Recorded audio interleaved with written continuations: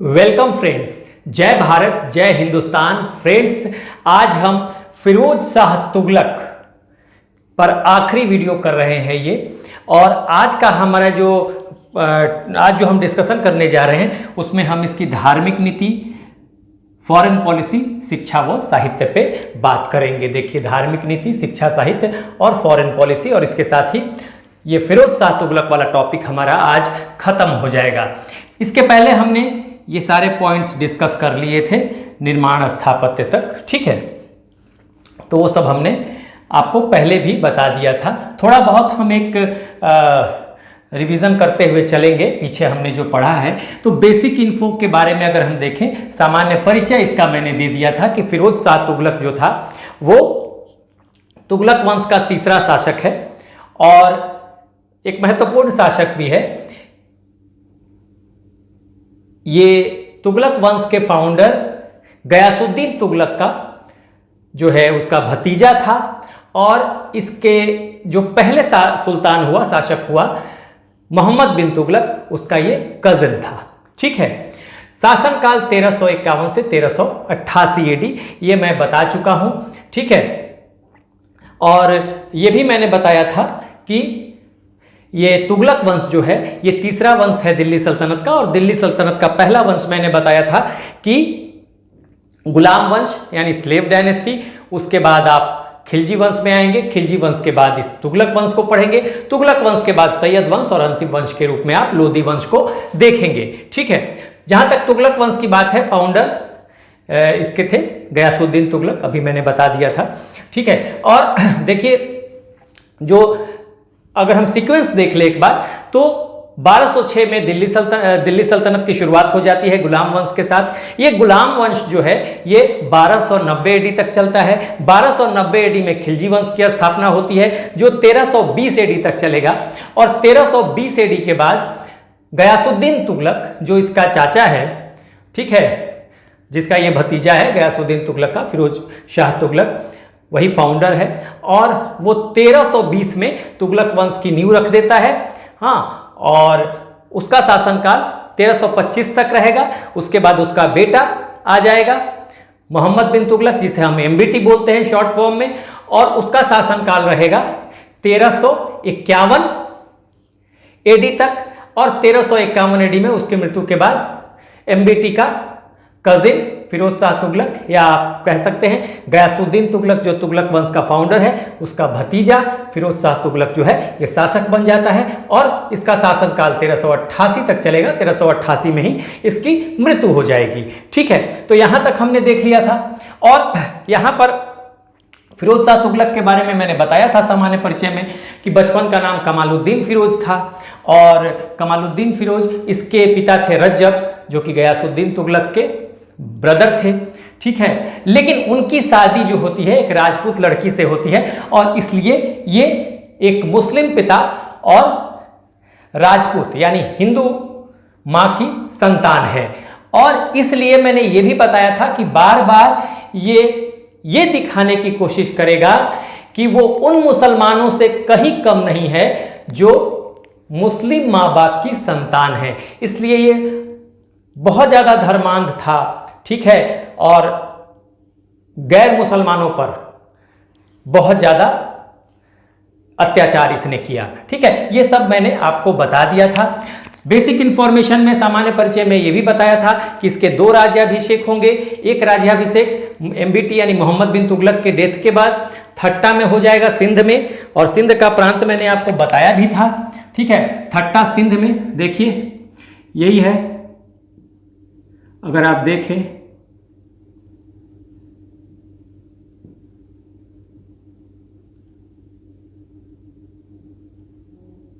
ठीक है, ये पाकिस्तान और ये वाला पार्ट जो है यही सिंध हो जाएगा। और यहीं पे थट्टा में पहली बार इसका राज्याभिषेक होगा 1351 मार्च 1351 एडी में।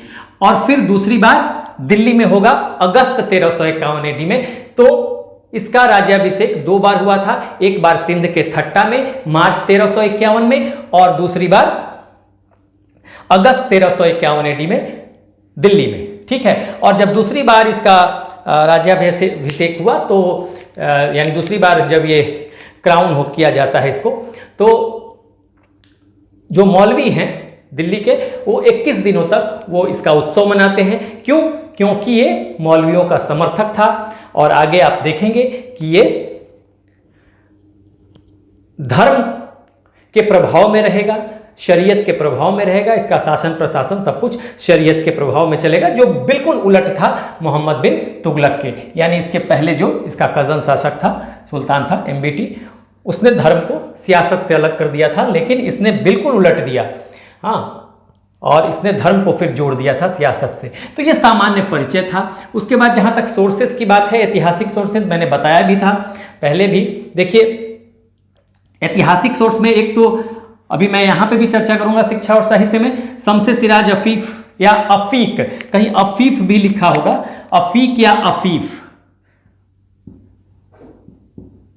अफीफ, ठीक है, या तो अफीफ कह लीजिए या अफीक कह लीजिए। इसकी एक किताब है तारीख फिरोज शाही।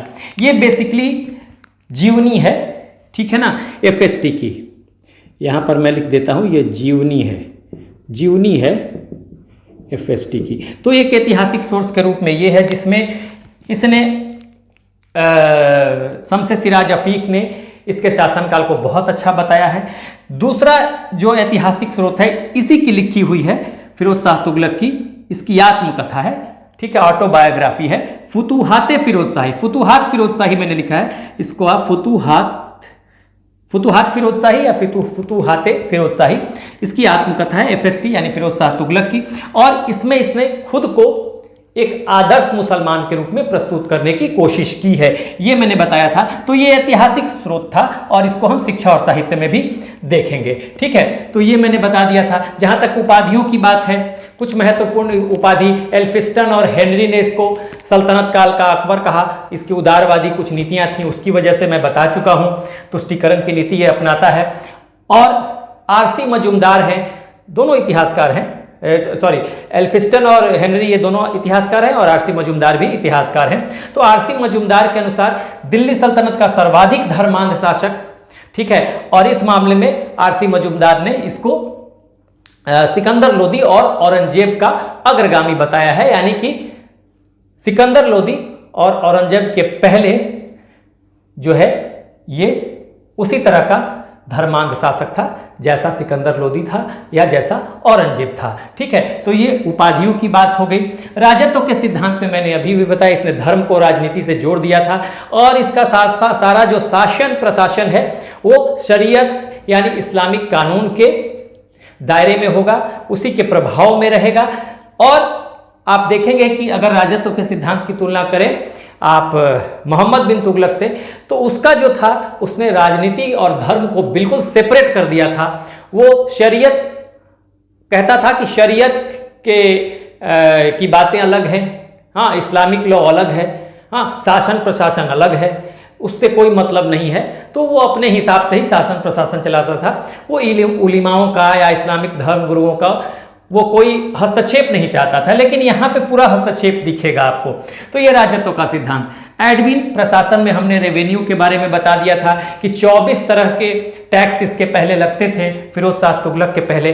इसने सिर्फ मुख्य रूप से कहीं कहीं 26 भी देगा, तो इसने लेकिन ज़्यादातर ये 24 पढ़ेंगे आप किताबों में, तो सारे 24 टैक्स को ये खत्म कर देगा, जिसमें आपको चारागार टैक्स भी था, ग्रेजिंग टैक्स और आवास कर, हाउस टैक्स, ये सब था। तो 24 टैक्स को खत्म करके मुख्य रूप से 4 ही तरह का टैक्स लेता था। एक खिराज जो कि भूमि कर था, फिर जकात जो कि अमीर मुसलमानों से लिया जाता था और उसको रिलीजियस पर्पस के लिए खर्च किया जाता था।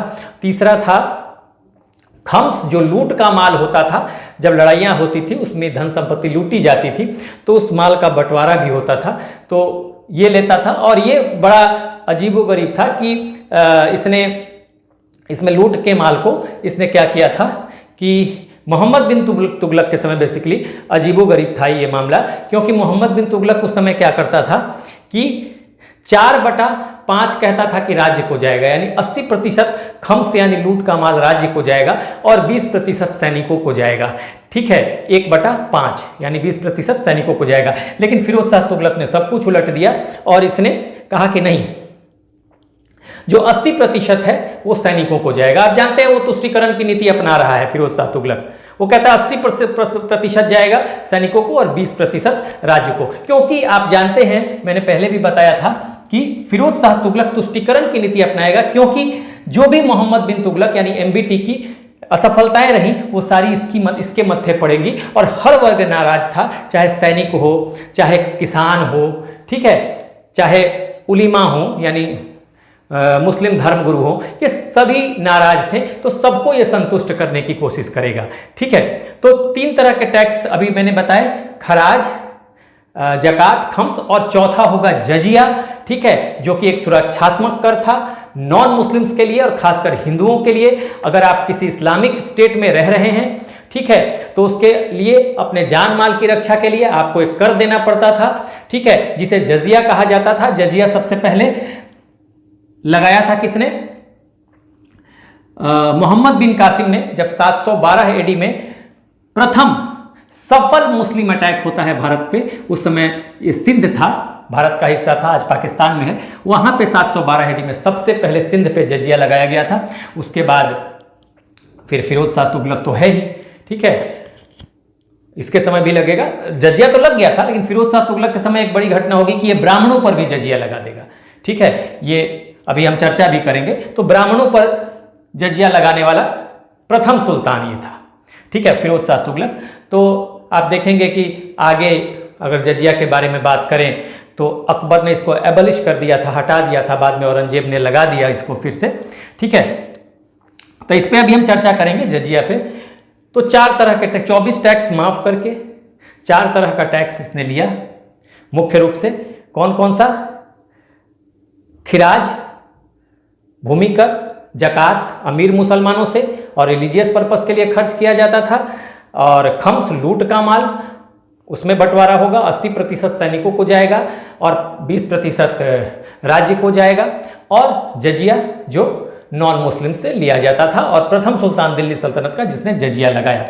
ठीक है, ब्राह्मणों पर। तो ये बात हो गई। एक और टैक्स लगता था हके शिर्ब, जो कि एक सिंचाई कर था, और सिंचाई कर ये जो है किससे लिया जाता था? जो 1/10 लिया जाता था उन कृषकों से जो सरकारी नहरों का निर्माण करते थे, सरकारी नहरों का इस्तेमाल करते थे सिंचाई के लिए, इरिगेशन के लिए, उनसे यह हके शिर्ब लिया जाता था। और हके शिर्ब इसने उलिमाओं के कहने पर, यानी कि इस्लामिक धर्म गुरुओं के कहने पर इसने लगाया था हके शिर्ब। ठीक है, तो ये बात हो गई। तो हके शिर्ब लेता था, जो कि एक सिंचाई कर था। पूछ दिया जाए हके शिर्ब कौन लेता था, तो फिरोज शाह तुगलक। ठीक है, तो ये हो गया। उसके बाद मुद्रा में मैंने बता दिया था कि इसके समय नए मुद्रा जो है, 3 तरह के नए मुद्रा प्रचलन में आए थे। एक था शेषगनी, जो 1/6 जीतल के बराबर था। दूसरा था अद्धा, जो हाफ जीतल के बराबर था, अद्धा का मतलब आधा। और तीसरा था बिक, जो कि 1/4 यानी क्वार्टर जीतल के बराबर था। जीतल जो होता था वो तांबे का सिक्का होता था। ठीक है ना, तो ये समझ लीजिए। उसके बाद सैन्य व्यवस्था में मैंने बताया था कि इसने दाग और हुलिया खत्म कर दिया था। ठीक है, अस्थाई सेना जो अलाउद्दीन खिलजी के समय से चली आ रही थी वो खत्म हो गया। सामंती व्यवस्था सेना में आ गई और सैनिकों को वेतन के बदले भूमि दिया जाने लगा। ठीक है, उसके बाद आप मैंने दाग और हुलिया की बात की। दाग और हुलिया अलाउद्दीन खिलजी द्वारा शुरू किया गया था। दाग क्या था? एक वो मार्क होता था, ब्रांडिंग होती थी, जो घोड़े पे लगा दिया जाता था पहचान के लिए कि यही वास्तविक घोड़ा है, जो कि युद्ध का घोड़ा है, आर्मी का घोड़ा है, सेंट्रल गवर्नमेंट का घोड़ा है। इसका पर्पस यही था कि कहीं जो वेल ट्रेंड हॉर्सेज हैं लड़ाई के लिए, हेल्दी हॉर्सेज हैं, मजबूत हैं, ठीक है, उनकी जगह दूसरा घोड़ा ना रख दिया जाए। ठीक है ना, ऐसा हो सकता है ना। अगर मान लीजिए काले रंग का कोई घोड़ा है, उसकी जगह दूसरा काला रंग का घोड़ा अगर रख दिया गया, कैसे पता चलेगा? तो इसके लिए ब्रांडिंग कर दी जाती थी, दाग लगा दिया जाता था। उसी तरह से सैनिकों के लिए हुलिया होता था। आज जैसा हमारा पहचान पत्र है, आधार कार्ड, उसी तरह से उनकी एक ये पहचान होती थी, हुलिया, जिसमें वो पूरा बायोडाटा होता था। डिलडोल कैसा है, लंबाई कितनी है, बालों का कलर कैसा है, आंखों का कलर कैसा है, चेहरा कैसा है, ठीक है, वो सारी चीज़ें उसमें डिटेल लिखी होंगी, जिससे पता चल जाएगा कि यही सैनिक है वास्तविक। और इसका भी पर्पस यही था कि इतनी बड़ी सेना में कैसे पहचान होगी कि कौन जा रहा है, कौन वास्तविक सैनिक है, और वास्तविक सैनिक की जगह कहीं दूसरे गलत लोगों को ना भेज दिया जाए लड़ाई में, जिससे कि वॉर जो है वो अफेक्टेड हो जाए, ठीक है, नुकसान हो जाए। तो हुलिया भी पहचान के लिए था, सैनिकों के लिए। तो ये हो गया। न्याय व्यवस्था इसने उदार कर दिया था। हाँ, यातना उतना जो पहले दी जाती थी, अंग भंग किए जाते थे, सबको बंद कर दिया जाता था। लेकिन ये भी कहा जाता है कि ये उदारता सिर्फ मुसलमानों के लिए थी, ठीक है, हिंदुओं के लिए ये बहुत ज़्यादा अत्याचारी था, ठीक है, आगे आप देखेंगे भी, बहुत ज़्यादा अत्याचारी था। और यहाँ तक माना जाता है कि हिंदू क्या, ये चूंकि सुन्नी मुस्लिम था तो अन्य मुस्लिम जैसे सियाओं पे, ठीक है, सूफियों पे, सब पे ये अत्याचार करता था, सुन्नी को केवल बख्श देता था, ठीक है। दास व्यवस्था में इसने दीवाने बंदगान नाम का डिपार्टमेंट शुरू किया दासों के लिए, और दासों के लिए के वेलफेयर के लिए बहुत सारे काम किए। ये मैं चर्चा कर चुका हूँ। दीवाने बंदगान याद रखिएगा, दासों के लिए एक विभाग था, डिपार्टमेंट था, ठीक है। वेलफेयर के काम में मैंने बता दिया था क्या क्या, तो दीवाने खैरात बना दिया था इसने। और दीवाने खैरात क्या था, ये मुस्लिम लड़कियों की शादी कराता था, गरीब लड़कियों की, और विधवाओं के लिए आर्थिक मदद करता था। दीवाने खैरात डोनेशन देता था एक तरह का, ठीक है। इसी तरह से दारुल शिफा एक चैरिटेबल हॉस्पिटल इसने बनवाया था, जो मुफ्त इलाज, मुफ्त दवाइयों का इंतजाम करता था। ये अस्पताल था। इसी तरह से आप देखेंगे दीवाने बंदगान की चर्चा मैंने कर दी, दास विभाग था, ठीक है। और इसके समय में कहा जाता है कि दासों की संख्या सबसे ज़्यादा थी सल्तनत काल में। 1,80,000 तक दासों की संख्या पहुंच गई थी। तो अगर आपसे पूछा जाए कि दिल्ली सल्तनत का वो सुल्तान जिसके समय दासों की संख्या सबसे ज़्यादा थी, जिसने सबसे ज़्यादा दास रखे या गुलाम रखे, तो फिरोज शाह तुगलक, ठीक है। उसके अलावा एक डिपार्टमेंट इसने बनाया, एक डिपार्टमेंट उसके लिए भी था, एम्प्लॉयमेंट एक्सचेंज था बेसिकली, इसके लिए बेरोजगारों के लिए। उसमें रजिस्ट्रेशन होता था उस एम्प्लॉयमेंट एक्सचेंज में, जो अनएम्प्लॉयड यूथ हैं उनका रजिस्ट्रेशन हो जाएगा, और उनकी योग्यता के अनुसार उनके उचित नौकरी की व्यवस्था की जाएगी। इसी तरह से दीवाने इस्तेहाक नाम का एक विभाग बनाया, जिसमें कि वृद्ध पेंशन की व्यवस्था जो देखती थी, वृद्ध पेंशन की व्यवस्था करती थी। दीवाने इस्तेहाक याद रखेगा, दीवान ए इस्तेहाक, ठीक है। और सराय, रेस्ट हाउसेज यात्रियों के लिए, व्यापारी को बनाए थे, जो वेलफेयर के काम थे। निर्माण स्थापत्य में मैंने बता दिया था कि नहरों का जाल बिछाने वाला ये शासक है, पहला शासक। आप ध्यान रखिएगा, गयासुद्दीन तुगलक, जिसने गयासुद्दीन तुगलक जो फाउंडर है तुगलक वंश का, वो प्रथम सुल्तान था जिसने नहरों का काम आरंभ किया। और नहरों का जाल बिछाने वाला अगर कोई शासक है दिल्ली सल्तनत का, तो फिरोज शाह तुगलक, जिसने एक नेटवर्क बिछा दिया था दिल्ली हरियाणा के क्षेत्र में। और मुख्य रूप से 5 नहरों के नाम आते हैं, इसकी चर्चा मैंने पहले कर दी थी, ठीक है। कुतुब मीनार में भी इसका सहयोग रहेगा। हाँ, कुतुब मीनार के 4थे मंजिल का ये रिपेयरिंग करवाएगा, फिर एक और मंजिल बनवाएगा, 5वां मंजिल। तो ये सब मैं डिस्कस कर चुका हूँ। निर्माण, स्थापत्य और कला जो है इसी में आ जाएगा, पिछले वीडियो में हमने देख लिया था। और आज आ रहे हैं धार्मिक नीति, फॉरेन पॉलिसी, शिक्षा व साहित्य पे बात करने जा रहे हैं। तो आइए देखते हैं। सबसे पहले धार्मिक नीति की अगर हम बात करें तो देखिए, अभी मैंने बताया इसके थियरी ऑफ किंगशिप, यानी कि राजत्व का जो सिद्धांत है, उसमें मैंने बताया कि धर्म को इसने राजनीति से जोड़ दिया। इसके पहले इसका जो प्रेडिसेसर है, हाँ, इसके पहले जो सुल्तान है, इसका कजिन MBT, मोहम्मद बिन तुगलक, उसने क्या किया था, धर्म को राजनीति से अलग कर दिया, ठीक है। वो बिल्कुल कहता था कि राजनीति या प्रशासन और धर्म दोनों के विषय अलग अलग हैं, इसलिए राजनीति में धर्म का हस्तक्षेप नहीं होना चाहिए, ठीक है। मोहम्मद बिन तुगलक का मानना था, इसलिए उसने कभी भी भेदभाव नहीं किया, खासकर नियुक्तियों के मामले में, ठीक है। उसने नियुक्तियों के मामले में आप देखेंगे कि उसने हिंदुओं को भी अपॉइंट किया, मुसलमानों को भी अपॉइंट किया, तुर्किश मुसलमानों को भी अपॉइंट किया, सुन्नी मुसलमानों को भी, शिया मुसलमानों को भी मतलब उसके लिए बस एक ही क्राइटेरिया था, योग्यता, चाहे वो किसी भी जाति का हो। लेकिन इसके समय सब कुछ बदल जाता है और पूरा का पूरा प्रशासन शरीयत के प्रभाव में है, यानी इस्लामिक लॉ के प्रभाव में है, उलिमाओं यानी मुस्लिम धर्म गुरुओं के प्रभाव में है। और ऐसा इसलिए था क्योंकि MBT के समय जो उसने धर्म को प्रशासन से अलग कर दिया था, तो उस समय क्या हुआ था कि उलीमा वर्ग यानी कि इस्लामिक धर्म गुरु जो हैं वो नाराज चल रहे थे। उनको खुश करने के लिए ऐसा माना जाता है कि इसने ऐसा किया। ठीक है, धार्मिक नीति में अब देखिए, ये हिंदू माँ की संतान है, तो खुद को आदर्श मुसलमान के रूप में प्रस्तुत करने का सतत प्रयास, लगातार प्रयास ये करता रहेगा। ये हमेशा ये दिखाने की कोशिश करेगा कि वो मुसलमान जो मुस्लिम माँ बाप की संतान है, उनसे किसी भी मामले में इसकी कट्टरता जो है फिरोज शाह तुगलक की वो कम नहीं है, बावजूद उसके कि इसकी माँ जो है वो हिंदू है। तो ये दिखाने का प्रयास करेगा। आप देखेंगे उदार रहेगा सुन्नियों के प्रति। ऐसा कहा जाता है कि मुसलमानों के प्रति, लेकिन नहीं, सिर्फ सुन्नी मुसलमानों के प्रति। ज्यादातर इतिहासकार मानते हैं कि फिरोज शाह तुगलक सुन्नी मुसलमानों के लिए बहुत ज्यादा उदार था। तो आप देखेंगे कठोर रहेगा हिंदुओं पर,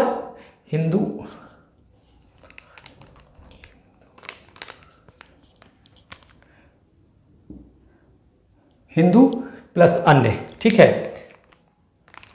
अन्य यानी कि अन्य में आपको शिया मुस्लिम भी आ जाएंगे, सूफी भी आ जाएंगे। तो ये सब अन्य मुसलमानों पर, सुन्नी को छोड़कर जो भी हिंदू है या मुसलमान है, अन्य मुसलमान है, गैर सुन्नी है, सब पे ये अत्याचार करता था। यहां तक कि आप देखेंगे कि कहा गया कि इसकी जो न्याय व्यवस्था थी उसको इसने उदार तो कर दिया था, अंग भंग इसके समय बंद हो गया था, टॉर्चर यातनाएं बंद हो गई थी, लेकिन कहा जाता है कि वो जो उदारता थी सिर्फ सुन्नी मुसलमानों तक ही सीमित थी। तो धार्मिक नीति में ये सब चीजें आप ध्यान रखेंगे। मैंने ये बताया ब्राह्मणों पर जजिया लगाने वाला प्रथम सुल्तान दिल्ली सल्तनत का प्रथम सुल्तान जिसने ब्राह्मणों पर भी जजिया लगाया, तो आप कहेंगे फिरोज शाह तुगलक। दिल्ली सल्तनत का प्रथम सुल्तान जिसने ब्राह्मणों पर भी जजिया लगाया, आपका जवाब होगा फिरोज शाह तुगलक। देखिए, ये जो ब्राह्मणों पर जजिया लगाया, ये मलिक मकबूल, जिसको खाने जहां भी कहा जाता है, शासक बनते ही इसने उसे वजीर बनाया था अपना, और मलिक मकबूल जो है उसी के कहने पर यह जजिया लगाया गया था। मलिक मकबूल बेसिकली तेलंगाना का एक ब्राह्मण था और बाद में उसने इस्लाम कबूल कर लिया था, तो उसी के कहने पर ब्राह्मणों पर जजिया लगाया। और कहा जाता है कि जजिया के बारे में जो इन्फॉर्मेशन है, अभी मैं चर्चा कर रहा था, सबसे पहले सिंध के क्षेत्र में लगा था, जब 712 एडी में प्रथम सफल मुस्लिम अटैक होता है सिंध पर, मोहम्मद बिन कासिम के द्वारा अरबों का अटैक था ये। ठीक है, और यहीं पर पहली बार जजिया लगाया गया था, और उसके बाद फिर जजिया की प्रथा चलती रही। लेकिन फिरोज शाह तुगलक के पहले तक ऐसा था कि कुछ लोग जो थे इससे एग्जेम्प्ट थे, उन पे जजिया नहीं लगता था, जैसे ब्राह्मण थे, हाँ, जैसे महिलाएं थी, जैसे बच्चे थे, जैसे विकलांग हैं, ठीक है, और सैनिक, इन पे नहीं लगता था। कौन कौन से? पहले मैं लिखवा चुका हूं, ब्राह्मण, महिलाएं, ठीक है, बच्चे, विकलांग यानी हैंडीकैप्ड, और सैनिक, इन पे नहीं लगता था। बेसिकली ज्यादातर लोगों का यह मानना है कि इसलिए नहीं लगाया जाता था, ब्राह्मण तो अपना पूजा पाठ पर करके काम चलाते थे, और जो दूसरे वर्ग हैं, से बच्चे हैं, महिलाएं हैं, इनकी कमाई थी ही नहीं, तो जिनकी कमाई नहीं होगी उन पर टैक्स क्या लगेगा। और ये सैनिकों पर इसलिए नहीं लगता था क्योंकि वो सेवा देते थे अपनी राज्य को, इसलिए सैनिकों पर नहीं लगता था।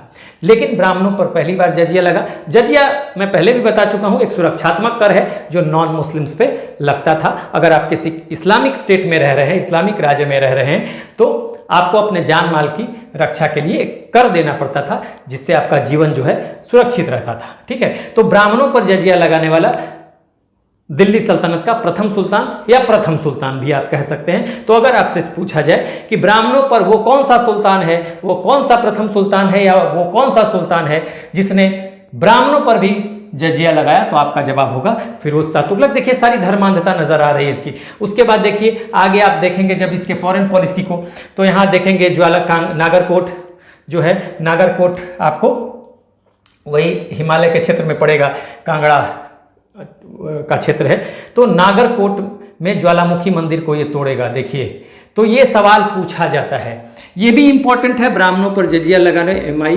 मोस्ट इंपॉर्टेंट, कि जब इसने नागरकोट पर हमला किया, या कांगड़ा भी दे सकता है हमला किया, तो उसने वहां पे कौन सा मंदिर तोड़ा? तो ज्वालामुखी मंदिर। जाजनगर पुरी उड़ीसा का क्षेत्र है, ये देखिए, ये उड़ीसा वाला क्षेत्र जो है, ये उड़ीसा के क्षेत्र में है जाजनगर।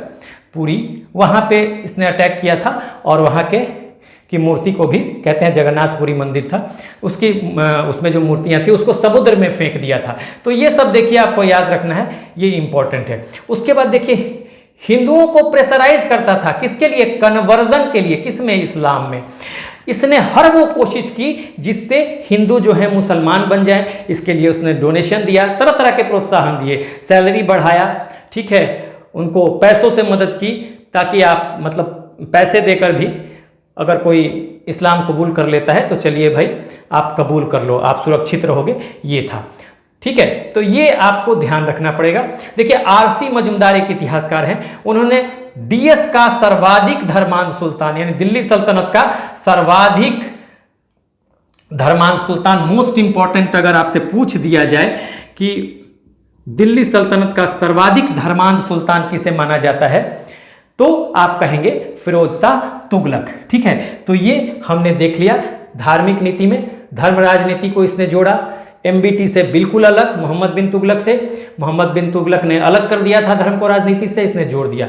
हिंदू माँ की संतान है तो अपने आप को एक आदर्श मुसलमान दिखाने की कोशिश करेगा और ये दिखाने की कोशिश करेगा कि वो किसी भी मामले में उन मुसलमानों से कम कट्टर नहीं है जो वास्तव में मुस्लिम माँ बाप की संतान है। तो ये बड़ी बात, उदार था केवल सुन्नी मुसलमानों के लिए, बाकी हिंदुओं के लिए और अन्य मुसलमानों के लिए भी कठोर है। ये ब्राह्मणों पर लगा दिया जजिया। प्रथम सुल्तान दिल्ली सल्तनत का, टेम्पल डिस्ट्रक्शन, ज्वालामुखी मंदिर, नागरकोट का पूछा जाता है, कई बार पूछा गया है कि फिरोज शाह तुगलक ने किस मंदिर को क्षतिग्रस्त किया था, तो ज्वालामुखी मंदिर। ठीक है, और पुरी का जहाजनगर मंदिर है, उस वहां की मूर्ति को भी इसने फेंक दिया था समुद्र में और प्रेशराइज किया हिंदियों को कन्वर्जन के लिए इस्लाम में। आरसी मजूमदार इसको कहते हैं दिल्ली सल्तनत का सर्वाधिक धर्मांध सुल्तान। ठीक है, तो ये धार्मिक नीति थी, आपको पता चल जाएगा। तरह तरह से टॉर्चर किए हैं इसने। अगर शिक्षा की, साहित्य की बात करें तो इस्लामिक शिक्षा के लिए मदरसे बनाए इसने। संरक्षण दिया, देखिए एक तो जियाउद्दीन बर्नी को। ठीक है, जियाउद्दीन बर्नी ने एक किताब लिखी है तारीख फिरोज शाही। अब कंफ्यूज मत होइएगा, एक और व्यक्ति हैं, स्कॉलर हैं, शम्स ए सिराज अफीक या अफीफ कहीं कहीं लिखा हुआ मिलेगा, इनकी भी किताब है तारीख फिरोज शाही। ध्यान रखिएगा, दोनों ने किताबें अलग अलग हैं, दोनों ने लिखी है तारीख फिरोज शाही अलग अलग। ये जो लिखा है शम्स ए सिराज अफीक ने, इसमें ये जीवनी है किसकी? एफएसटी की। और इसमें इसने बताया जाता है कि शम्स ए सिराज अफीक ने इसके शासनकाल को सबसे अच्छा कहा है। जहां तक देखिए कंफ्यूज मत होइएगा, जियाउद्दीन बर्नी ने तारीख फिरोज शाही एक और लिखी है और यह वास्तव में बलबन के समय से ही इसको संरक्षण मिलता रहा। दिल्ली के सुल्तानों का बलबन के समय था, उसके बाद आपको खिलजियों के समय था, फिर ये गयासुद्दीन तुगलक के समय भी था और ये आपको मोहम्मद बिन तुगलक और फिरोज शाह तुगलक के समय भी इसको संरक्षण मिला। उसने ये जो तारीख फिरोज शाही है बलबन के समय से लिखना शुरू किया और फिरोज शाह तुगलक के समय इसने लिख कर खत्म किया और ये बुक जो है डेडिकेट कर दिया, समर्पित कर दिया फिरोज शाह तुगलक को। ठीक है, तो जियाउद्दीन बर्नी ने एक अलग तारीख फिरोज शाही लिखी है और शम्स ए सिराज अफीक ने एक अलग तारीख फिरोज शाही लिखी है जो जीवनी है एफएसटी की। और इसमें शम्स ए सिराज अफीक ने कहा है फिरोज शाह तुगलक के शासनकाल को सबसे अच्छा। ठीक है, उसके बाद इसकी एक ऑटोबायोग्राफी है यानी आत्मकथा है, इसने आत्मकथा खुद ही लिखेगा, फुतुहात फिरोज शाही आत्मकथा है किसकी? एफएसटी की। ठीक है, तो इसमें ये क्या करेगा, पहले भी मैंने बताया हुआ है कि ये अपने आप को एक आदर्श मुसलमान के रूप में प्रस्तुत करने की कोशिश कर रहा है, लगातार कर रहा है। इसमें भी इसने कोशिश की किताब में बताने की, जताने की कि एक आदर्श मुसलमान था और सारी बात यही खत्म हो जाती है कि ये हिंदू माँ की संतान है। तो हमेशा ये दिखाने की कोशिश करता है कि वो उन मुसलमानों से कम कट्टर नहीं है जो वास्तव में मुस्लिम माँ बाप की संतान है। ठीक है, क्योंकि इसकी माँ हिंदू थी, एक राजपूत की लड़की थी, धर्म को राजनीति से जोड़ ही दिया था इसने। तो ये सब चीज़ें मैंने आपको बता दी। संस्कृत के बहुत सारे लिटरेचर का इसने जो बेसिकली मैन्युस्क्रिप्ट थी, ठीक है, हस्तलिपि थी, उसका फारसी में अनुवाद इसने कराया है। ठीक है, इसमें ऐसा था, देखिए ये जाएगा, यही ज्वालामुखी मंदिर, इसकी जो चर्चा यहाँ पे कर रहे थे, नागरकोट अभियान पे जाता है और वहीं से ये कुछ संस्कृत के मैन्युस्क्रिप्ट या हस्तलिपि आप कहें ले आएगा और उसमें से जो कुछ लगेगा इसको, तो उसका उनमें से कुछ लिटरेचर का वो फारसी में अनुवाद कराएगा। ठीक है, तो 1300 के आसपास यहाँ से नागरकोट अभियान से पे गया था, तो 1300 के अराउंड ये लेकर आता है संस्कृत लिटरेचर की जो मैन्युस्क्रिप्ट है यानी हस्तलिपि है वो लेके आएगा, और उनमें से जिसमें एक दलाइले फिरोज शाही भी कहा जाता है जिसका इसने फारसी में अनुवाद कराया था। तो ये बात हो गई। अब देखिए फॉरेन पॉलिसी भी देख लेते हैं, बहुत छोटा छोटा, बहुत इंपॉर्टेंट नहीं है। फॉरेन पॉलिसी के बारे में कहा गया है जैसे इसके प्रेडिसेसर हैं मोहम्मद बिन तुगलक, ठीक है, या उसके पहले अलाउद्दीन, ये सब इंपेरियलिस्ट थे, क्षेत्र का विस्तार चाहते थे, ये चाहते थे कि लगातार इनके टेरिटरी में विस्तार होता रहे, लेकिन इसने ऐसा कुछ बहुत मजबूरी में ही इसने कहीं ना, जो भी आक्रमण इसने किए हैं बहुत मजबूरी में किया है, बहुत कम। एज ए कमांडर उसको, आर्मी कमांडर उसको बहुत अच्छा नहीं माना गया। यहाँ तक कि जब आप जानते हैं कि मोहम्मद बिन तुगलक के समय ये यहाँ पर बहमनी किंगडम जो मुस्लिम साम्राज्य था और यहाँ पर एक विजयनगर साम्राज्य, दो साम्राज्यों का उदय हुआ था, इंडिपेंडेंट हुए थे मोहम्मद बिन तुगलक के समय, यानी इसका जो प्रेडिसेसर है इसके पहले मोहम्मद बिन तुगलक, उसके समय में। तो जब कुछ लोगों ने इसको राय दिया था कि आप बहमनी किंगडम पे अटैक करें और उसको मिला लें अपने दिल्ली सल्तनत में, तो इसने कहा था कि ये ब्लड शेडिंग नहीं चाहता मुसलमानों का, क्योंकि बहमनी किंगडम एक मुस्लिम किंगडम था, तो कहता था कि मुसलमानों का खून बहाना नहीं चाहता, इसलिए वो अटैक नहीं करेगा। इसी तरह से इसने राजस्थान और राजस्थान के क्षेत्र को भी जो निकल गए थे दिल्ली सल्तनत के हाथ से, उनको कंट्रोल करने की कोशिश फिर दोबारा नहीं की। तो इसलिए बहुत अच्छा इसको आर्मी कमांडर नहीं माना जाता। फिर भी इसने कुछ जो अभियान इसके हैं, बस एक बार जान लेना है आपको, इतना इंपॉर्टेंट है। बंगाल पे 2 बार अटैक होता है, 1353 एडी में और एक 1359 एडी में। शमसुद्दीन इलियास जो है उस समय वहाँ का इंडिपेंडेंट रूलर अपने आप को मान रहा है, उसको यहाँ पे कोशिश करता है और वो सबमिट कर देता है, यानी कि हार जाता है एक तरह से। उसके बाद 1359 में इसी का बेटा है शमसुद्दीन इलियास का, सिकंदर, हाँ, उसको जाता तो है अभियान पे 1359 में, लेकिन फिर उसकी स्वतंत्रता को मान्यता दे देता है, सिकंदर की स्वतंत्रता को। तो आप क्या कहेंगे, बंगाल अभियान पे इसने बंगाल को कंट्रोल करने की कोशिश नहीं की, मान्यता दे दी। ठीक है, उसी तरह से जाजनगर ये उड़ीसा वाला क्षेत्र जो है, 1361 एडी में यहाँ पर ये अटैक करेगा। यहाँ पे राजा है भीमदेवा थर्ड, इनको भी देखिए एरो नीचे है, यानी कि इनको भी हरा तो देता है, ये मूर्तियों को समुद्र में फेंक देता है। इसी की बात मैंने यहाँ पर की थी, पुरी के जाजनगर मंदिर पे, यहाँ टेम्पल डिस्ट्रक्शन की जो मैंने बात कही है, तो जाजनगर में यानी कि उड़ीसा में अटैक करता है और जगन्नाथपुरी मंदिर है उसकी मूर्तियों को फेंकता है समुद्र में। ठीक है, तो देखिए कितना धर्मांध है, हिंदुओं के प्रति इसका जो रवैया है बहुत खराब है, और मुसलमानों के प्रति भी ज़्यादातर इतिहास मानते हैं, चाहे वो सिया हो, चाहे वो महादिया होते थे या फिर सूफी होते थे, सबके प्रति इसका व्यवहार बहुत खराब रहेगा और उनको बहुत टॉर्चर करेगा। इसको नागरकोट के अभियान पे भी ये जाता है 1363 एडी में।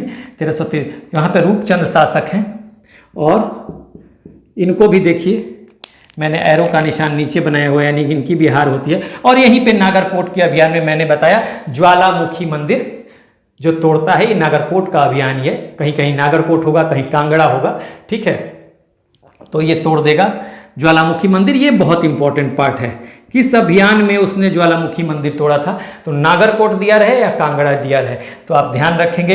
यहीं से मैंने बताया कि 1300 संस्कृत लिटरेचर को ले आता है, उसका मैन्युस्क्रिप्ट हस्तलिपि ले आता है। ये मैंने लिखा है संस्कृत साहित्य का कि हस्तलिपियाँ हैं, और उनमें से जो कुछ प्रमुख हैं उनका अनुवाद करवाता है फारसी में। ठीक है, तो ये बात है। उसके बाद थट्टा और सिंध पे भी इसका 2 अटैक होता है, 1365 और 1366 एडी में। यहाँ पे भी ये जीतता है, लेकिन बहुत इंपॉर्टेंट इसकी फॉरेन पॉलिसी नहीं थी।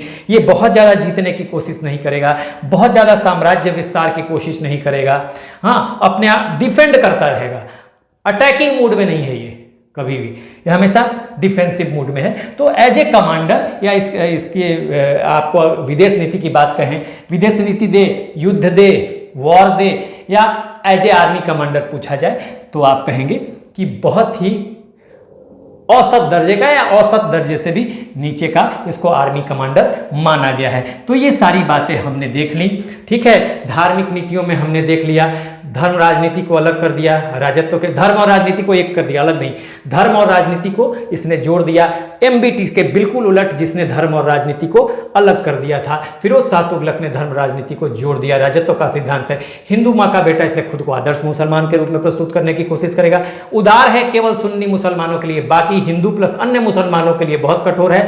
ब्राह्मणों पर जजिया लगाने वाला प्रथम सुल्तान, दोनों बहुत इंपॉर्टेंट, कई बार आ चुका है एग्जाम में। टेम्पल डिस्ट्रक्शन, इन कौन सा टेम्पल को क्षतिग्रस्त करेगा? ज्वालामुखी मंदिर है नागरकोट में, और पूरी जाजनगर पे जब अटैक करता है, यहां पे मैंने बता दिया है 1361 AD में, वहां पे भी मूर्तियों को समुद्र में फेंकेगा, हिंदुओं को जबरदस्ती मजबूर करेगा इस्लाम कबूल करने के लिए। यहां तक कि एक ब्राह्मण के बारे में एक खबर मिली कि वो मुस्लिमों को हिंदू बनने के लिए मजबूर कर रहा है, उसको जिंदा जला दिया।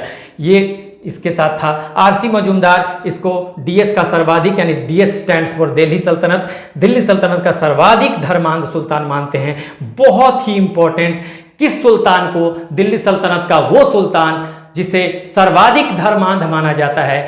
नाम भी याद रख सकते हैं, आरसी मजूमदार का कहना है। तो कौन है वो? आपका जवाब होगा फिरोज शाह तुगलक। उसी तरह से शिक्षा साहित्य के क्षेत्र में मदरसा बनवाएगा, संरक्षण दिया जियाउद्दीन बर्नी को, जिसने लिखा तारीख फिरोज शाही। उसी तरह से संरक्षण दिया शमशेर सिराज अफीक या अफीफ को, इसने भी लिखा एक दूसरा तारीख फिरोज शाही। ये जो तारीख फिरोज शाही है शमशेर सिराज का अफीक का, उसमें ये उसने जीवनी लिखी है एफएसटी की, यानी फिरोज शाह तुगलक की, और इसके शासनकाल को बहुत अच्छा बताया है। ये वाला जो तारीख फिरोज शाही है, इसकी शुरुआत बलबन के समय में ही हो गई थी, यानी स्लेव डायनेस्टी के समय ही हो गई थी, और फिरोज शाह के तुगलक के समय में जियाउद्दीन बर्नी एक किताब खत्म करता है और फिरोज शाह तुगलक को समर्पित कर देता है। फिरोज शाह तुगलक की अपनी आत्मकथा, ये भी आता है, देखिए मोस्ट इंपॉर्टेंट, अपनी आत्मकथा फुतुहात फिरोज शाही, पूछ दे कभी, बहुत इंपॉर्टेंट आत्मकथा एफएसटी की है, फुतुहात फिरोज शाही। इसमें भी इसने अपने आप को ये दिखाने की कोशिश की है कि ये आदर्श मुसलमान है। तो पूछा जाए कि आत्मकथा कौन सी है फिरोज शाह तुगलक की, तो फुतुहात फिरोज शाही या फुतुहात फिरोज शाही, कुछ भी कह सकते हैं। संस्कृत साहित्य का अनुवाद करवाएगा फारसी में। बंगाल अभियान 1353 AD में, 1359 AD में, 1353 में शमसुद्दीन इलियास है, इसको हराता है। 1359 AD में इसी शमसुद्दीन इलियास का बेटा सिकंदर है, जिसकी स्वतंत्रता को मान्यता देकर ये वापस आ जाता है। उसके बाद 1361 AD में जाजनगर उड़ीसा, ठीक है, बंगाल यहीं पे होगा, बंगाल, ठीक है, यहाँ पे बंगाल, यहाँ पे बंगाल हो जाएगा, ठीक है। जाजनगर 1361 AD में भीमदेव थर्ड रूलर हैं, इनको हराता है। मूर्तियों को समुद्र में फेंक देता है। कौन सी मूर्ति? मंदिर है वो, हाँ, वहाँ पे जो पुरी में, वहाँ की मूर्तियों को, मंदिर की मूर्तियाँ, यहाँ मंदिर की मूर्तियों को, मंदिर की मूर्तियों को समुद्र में फेंक देगा। कहाँ पे? जाजनगर या उड़ीसा जिसको हम कहते हैं, ठीक है। उसके बाद यहाँ पे देखेंगे नागरकोट में 1363 AD में रूपचंद यहाँ पे शासक है, इनको हराएगा। मोस्ट इंपॉर्टेंट, क्योंकि ज्वालामुखी मंदिर यहाँ पे टूटता है, बहुत इंपॉर्टेंट है, कई बार आया है एग्जाम में।